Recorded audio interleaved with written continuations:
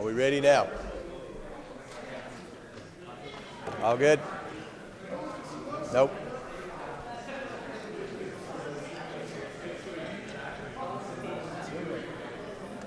I don't think she's ready, so.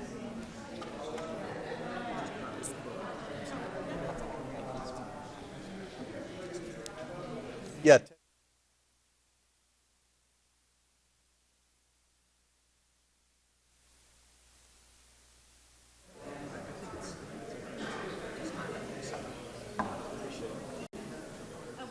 Okay, all right.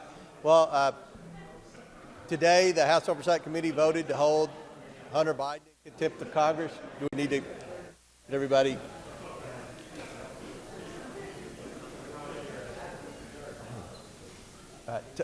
Today the House Oversight Committee voted to hold Hunter Biden in contempt of Congress. This is something that unfortunately we had to do. We've conducted this investigation for over a year. We've been very transparent with the American people. We've been very transparent with the media. We've published 4 substantive bank memorandums that show concerning transactions from our enemies around the world.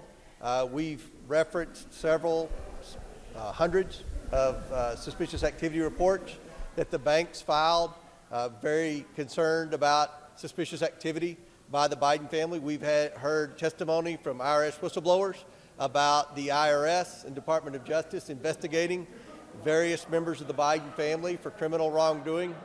And can we get you all out, or you just be quiet while we do this interview? Everybody pipe it down. So what we saw today, unfortunately, was a stunt by the president's son to come in. This is the second time when he was supposed to be here in this room. The first time was the day we were supposed to have the deposition. He showed up in front of the Senate and had a press conference, said he was there to answer questions, then got in the car with Eric Swalwell and drove off. Today he came here, he sat on the front row, and the day we voted to hold him in contempt, he didn't bother to show up or tell anyone he was coming or try to work with us on a date for a deposition. We heard Moskowitz say that the president's son was here. He was sitting there to answer questions. When Moskowitz's time expired, I recognized Miss Green. She wanted to ask him questions, and he got up and left. So I don't know what the purpose of the stunt was, but at the end of the day, Hunter Biden doesn't set the rules for Congress. We believe that he's been given special treatment by the Department of Justice, by the FBI, by the IRS, and in each instance, he was, the investigators were told to stand down. We want to bring him in. We have hundreds of substantive questions that we want to ask the president's son about specific transactions, about specific bank violations, and about specific conversations, referencing emails, text messages, and other depositions and interviews. We expect him to come. He was held in contempt today. We passed it out of committee in both Oversight and Judiciary. That will now move to the House floor, I would assume, next week. With that, I'll be happy to answer any questions. Yes, absolutely. I've been very clear on that. I've said from day one, we want the president's son to come to a public hearing if he chooses, but the deposition isn't debatable. That he's not being treated any differently than anyone else. I know in the previous administration, many of my colleagues on the other side of the aisle were quick to send subpoenas to members of President Trump's family, and they came. They honored their subpoenas. They spent hours and hours in depositions. This is an investigation that I think has a lot more substance and a lot more credibility than anything they did in the previous administration. We've heard mention of the previous president's transactions with some of his businesses. We've talked about transactions with the Biden businesses, but the problem is we don't know what those businesses are. We sincerely don't, and I don't think anyone in here does. If you do, I'll yield time to anyone in the press. If you can tell me what service was provided, what good was produced to any of these foreign nationals that sent millions and millions of dollars to the Biden family. So we will be more than happy to have a public hearing after the deposition. Did you know that Hunter Biden was coming today? And since he was here, why not just question him? We have rules. The rules say you have to notice deposition 3 days. We have rules. And they know the rules. Jamie Raskin used to be a stickler for rules until they applied to Democrats. So we're doing everything by the book. This has been very transparent. We anticipate on publishing a report at the end. I would anticipate there will be criminal referrals in that report. We don't want to do anything that's not by the book, that's not by the rules, that can be kicked out on a technicality. We're doing this the right way. As with any investigation, whether it's a congressional investigation or a legal investigation, you get to the point at the end of the investigation where you bring people in and you talk to them. That's what we want to do with Hunter Biden. We want to talk to Hunter Biden. We want to ask him questions along with Jim Biden, as well as Kevin Morris, who is sitting in here today, who, by our accounts, has loaned Hunter Biden nearly $6 million. And, you know, those can be answered in a deposition. Will you still be able to write your final report if there is litigation about Hunter Biden coming in to testify? And are you at all concerned about that slowing down the pace of your investigation? Well, I mean, obviously everything they're doing is to obstruct and to slow down and to do everything they can to delay. But, you know, we're going to move forward. We're going to continue to bring people in for depositions. And if they don't come in for depositions, if they don't honor our lawful subpoenas, then we will hold them accountable. That's what just happened in this room. We held them accountable for defying lawful congressional subpoenas. Do you have assurances from leadership that the contempt votes will go to the full House next week, as you mentioned? We have assurances it'll go to the House, so I don't know a specific date. I would assume next week. And have they indicated whether they're going to combine your resolution and the judiciary resolution into one package or vote on them separately?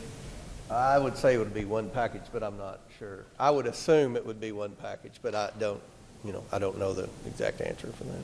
And what do you say to members that are calling this a wild goose chase and a waste of time? Well, I mean, bank records don't lie. And we've produced lots of bank records. We've produced 4 substantive bank memorandums. When they said that no money has been traced to Joe Biden, that's just simply not true. Even if those were loan repayments, which they weren't, but for any sake, we'll say they were, okay? The money they used to pay the money back came from influence peddling. Those accounts, and Goldman tried to make it complicated because that's what they do in money laundering teams. Those accounts were depleted. There was no money in those accounts. It wasn't hard to trace the money. When you have a checking account that for 90 days has a balance of about $4,000 and then it gets a $200,000 wire and then that same day they write a check for $200,000, that's a pretty easy thing to trace. And that's what we did to trace the money. Have you had any communication with Hunter's team between December 13th and now? Have we had, I don't know. No, and just to go right No communication whatsoever.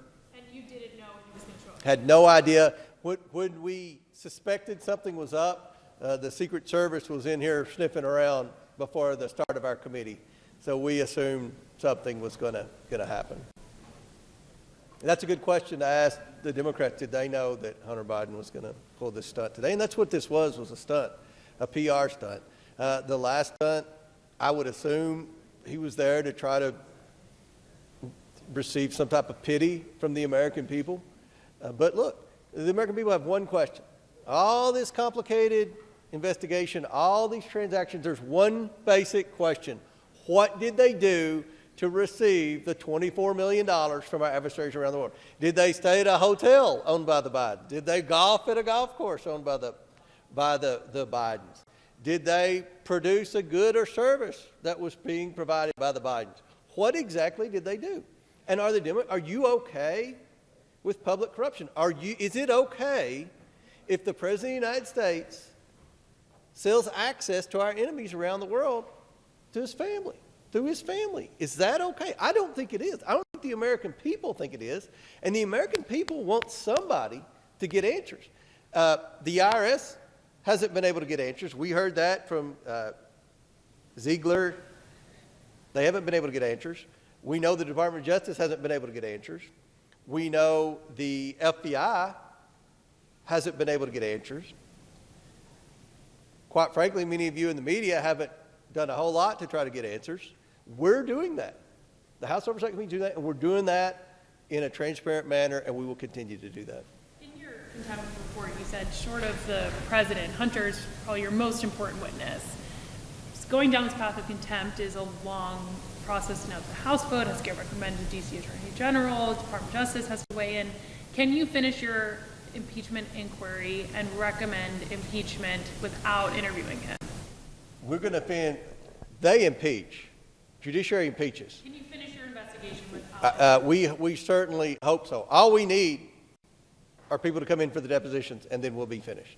We just need people to show up for the depositions, and we'll wrap this up. Nobody wants to wrap this up more than I do. Last question. Last question. Anybody? Are you at all concerned that the fact that he has offered to testify publicly and that at one point you said you would be open to having him come in hurts your court case? That what now? Does this hurt your court case, the fact that he's offered to testify publicly? No, it's a lawful subpoena, and the Department of Justice is, Steve Bannon offered to do the same thing. There's a similar scenario. Steve Bannon, when he got subpoenaed, wanted to come for a hearing in lieu of a deposition, and they said no. Raskin said no. Well, not until the Justice Department's about to prosecute.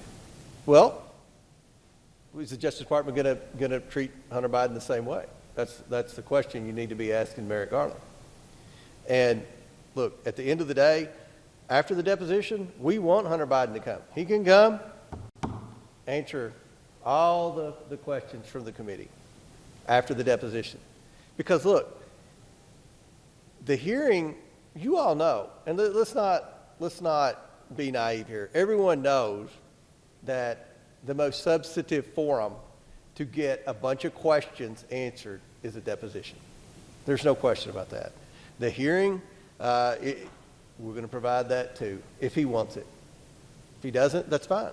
That's what I've said all along. If he wants to have a hearing, that's fine, after the deposition. So thank you all. Sorry it's been a long day. We'll be in touch.